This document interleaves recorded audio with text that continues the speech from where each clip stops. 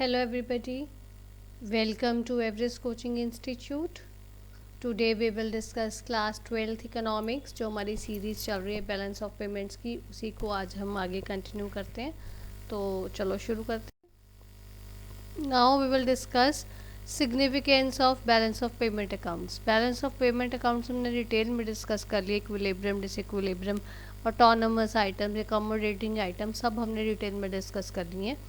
अब ये जो हम बैलेंस ऑफ पेमेंट अकाउंट्स बना रहे हैं वो कुछ तो पर्पस होगा, उसकी क्या इंपॉर्टेंस है, उसकी क्या सिग्निफिकेंस, हम वो डिस्कस करेंगे। सो ये आपको एग्ज़ाम में पेपर में क्वेश्चन आ भी जाता है। सो ये ऑब्जेक्टिव टाइप क्वेश्चंस में भी आ सकता है, एमसीक्यूज में भी आ सकता है। तो आपको अगर उसका बेसिक्स क्लियर होंगे तो आपको कोई दिक्कत नहीं आएगी। तो चलो शुरू करते हैं। मतलब पहले इम्पॉर्टेंस क्या है, एक तो हमारे को सबसे इम्पॉर्टेंट है कि हमारे को इकोनॉमी का फाइनेंशियल स्टेटस पता चलता है कि हमारी डोमेस्टिक इकोनॉमी का, जिस कंट्री में हम रहते हैं, जिस कंट्री की हम बात कर रहे हैं, उस कंट्री का फाइनेंशियल स्टेटस कैसा है बाकी कंट्रीज़ के रिलेशन में।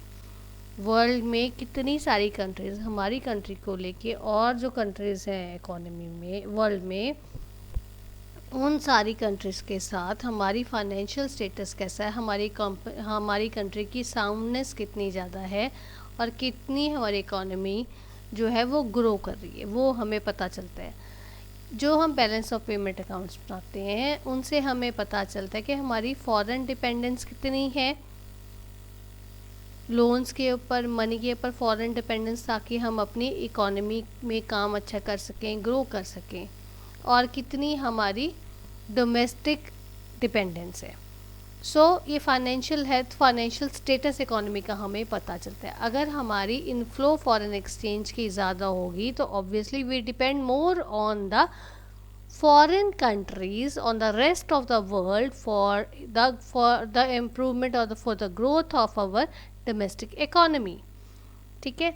सेकेंडली हमें पता चलता है इसका इम्पोर्टेंट सिग्निफिकेंस क्या है कि हमारा बैलेंस ऑफ पेमेंट्स अकाउंट से हमारे को रिवील होता है, हमें पता चलता है कि हमारे net factor income from abroad कितनी है।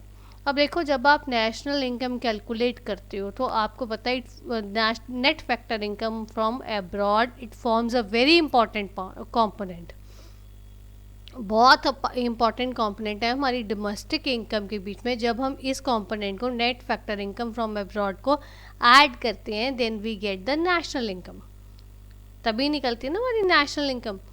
ये जो हमारा कितना हम बाहर से हम कमा रहे हैं, मतलब ये नेट है, कितना हम वहाँ से ले रहे हैं, कितना दे रहे हैं, उन दोनों का डिफरेंस आएगा नेट फॉरेन इनकम हम कितनी अर्न कर रहे हैं, ये हमारे को बैलेंस ऑफ पेमेंट अकाउंट से पता चलता है।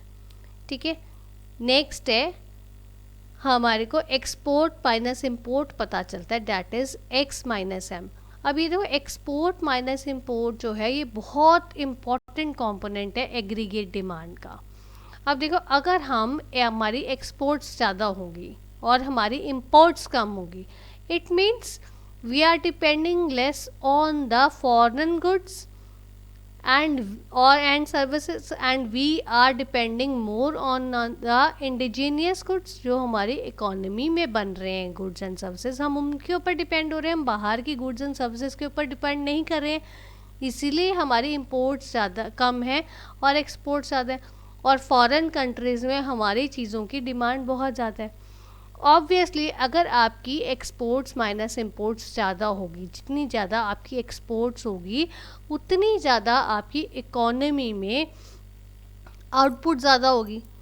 आउटपुट ज़्यादा करने के लिए आपकी एम्प्लॉयमेंट भी ज़्यादा होगी, ज़्यादा लोग काम पे लगेंगे, तभी आपकी प्रोडक्शन ज़्यादा होगी, तभी आप एक्सपोर्ट ऑर्डर्स को टाइम पे आप फुलफ़िल कर पाओगे। Exports minus imports, this shows that if there is rise in exports, more exports, rise in exports minus imports, and it means there is more increase in aggregate demand, which has a good impact on the output and the employment level of the country। ठीक है, ये इसलिए ज़रूरी है।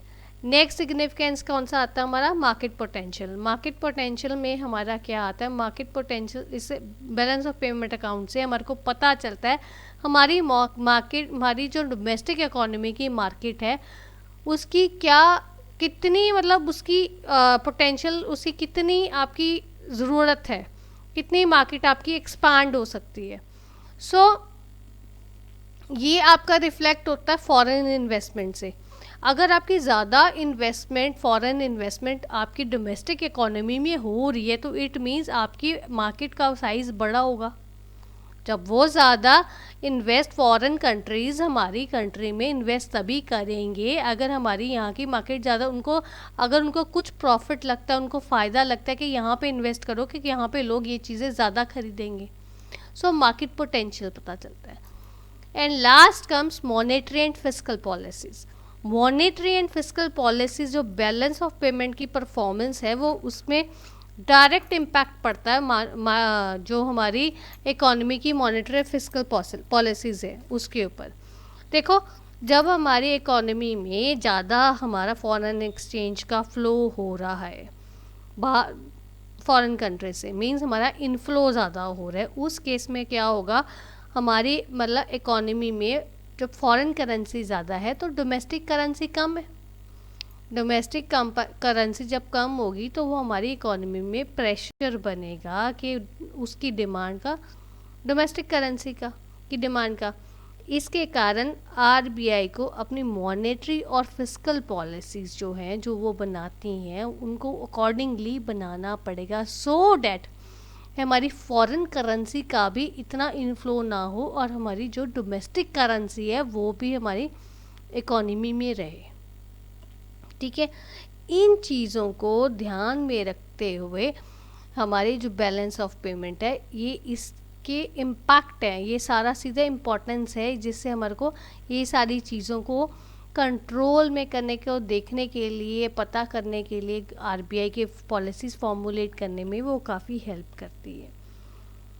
ठीक है, अब देखो अगर हमारी ज़्यादा फॉरेन डिपेंडेंस हमारी इकोनॉमी में लगातार होती रहेगी ज़्यादा तो हमारी इनपुट हमारी आउटपुट तो ज़्यादा होगी पर हम ज़्यादा डिपेंडेंट दूसरी कंट्रीज़ के ऊपर हो जाएंगे जबकि हमारी इकोनॉमी में उसके कारण इतनी ज़्यादा अच्छी ग्रोथ नहीं होगी, वो हमारी इंडिजीनियस। इससे पता चलता है कि हमारी इकोनॉमी में सेल्फ सफिशेंसी होनी चाहिए, फॉरेन डिपेंडेंस इतनी ज़्यादा नहीं होनी चाहिए। ठीक है, सो अगर हमारा बैलेंस ऑफ पेमेंट में डेफिसिट आ रहा है, काफ़ी सालों से डेफिसिट ही आ रहा है, तो ये बहुत अच्छा साइन नहीं है इकोनॉमी के लिए, इकोनॉमी के ग्रोथ के लिए। ठीक है, सो इन सब चीज़ों को ध्यान में रखते हुए हमारे को गवर्नमेंट जो है, आरबीआई जो है, जो वो अपनी पॉलिसीज़ उस हिसाब से बनाती है सो डैट हमारी इकोनॉमी डोमेस्टिकली हमारी इकोनॉमी ग्रो कर सके। ओके बच्चे, so this is all about today's video. If you find any difficulty, you are most welcome to give your feedback in the comment box. Thanks for watching.